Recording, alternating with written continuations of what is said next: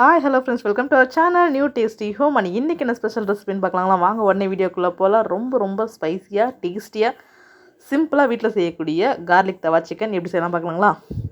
தவா சிக்கனுக்கு தேவையான ஒரு பேசிக்கான ஒரு மசாலா ரெடி பண்ணிடலாம். ஒரு 3 ஸ்பூன் அளவுக்கு தயிர் சேர்த்துருக்கேன். ஒரு கெட்டியான தயிராக சேர்த்துக்குங்க. 1/4 ஸ்பூன் அளவுக்கு மஞ்சள் தூள், 2 ஸ்பூன் அளவுக்கு கோபுரமாக தனி மிளகாய் தூள், 2 ஸ்பூன் அளவுக்கு கோபுரமாக தனியாத்தூள்,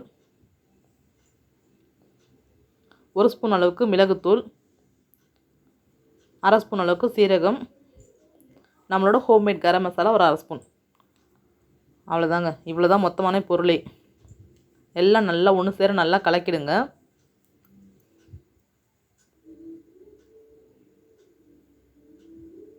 இதுதான் நம்ம தவா சிக்கனோட மசாலா. இப்போ வந்து சிக்கன் வந்து ஒரு 1/2 கிலோ அளவுக்கு எடுத்துருக்கேன். 2 லெக் பீஸு, 4 வந்து செஸ்ட் பீஸ் எடுத்துருக்கேன்.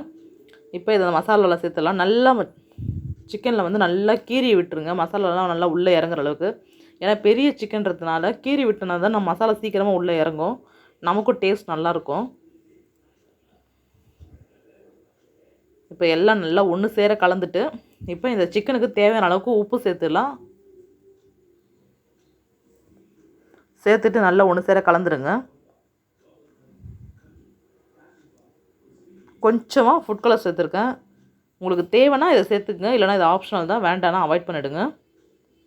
சேர்த்துட்டு நல்லா அந்த சிக்கனை வந்து மூடி வச்சுட்டு ஃப்ரிட்ஜில் ஒரு 4 மணி நேரம் ஊற வச்சுருங்க.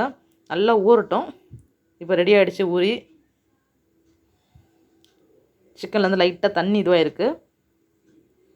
இப்போ நம்ம சிக்கன் ரெடியாக இருக்குது. இப்போ தவா சிக்கனுக்கு தவா வச்சாச்சு. நல்லா கல் சூடாக இருக்கட்டும். சூடான பிறகு எண்ணெய் ஒரு 2 ஸ்பூன் சேர்த்துங்க. முடிஞ்ச அளவுக்கு இதில் வந்து எண்ணெயை கொஞ்சம் கம்மியாகவே சேர்த்துக்குங்க. ஏன்னா வந்து கொஞ்சம் கொஞ்சமாக ஒரு ஸ்டேஜ்லேயும் கொஞ்சம் கொஞ்சமாக எண்ணெய் சேர்த்துக்குங்க. இப்போ தவாவில் சிக்கன் வச்சிடலாம்.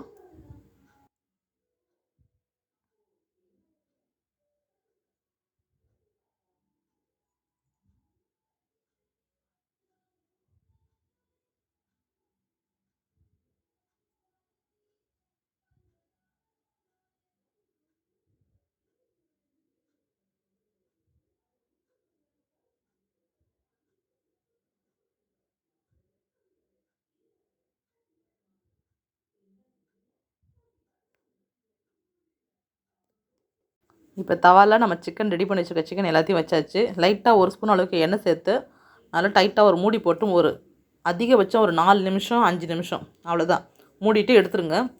ஏன்னா வந்து பெரிய பீஸாக இருக்கிறதுனால உள்ளுக்குள்ளெல்லாம் வந்து நல்லா வேகணுன்றதுக்காக ஒரு 5 நிமிஷம் வந்து மூடி வைக்க சொல்கிறேன். இதுக்கு மேலே மூடவே வேண்டாம். நல்லா திறந்துட்டு ஒன்று ஒன்றா எல்லா பக்கமும் வேகிற அளவுக்கு ரொட்டீனாக திருப்பி விட்டுட்டு எல்லா பக்கமும் வேக விடுங்க.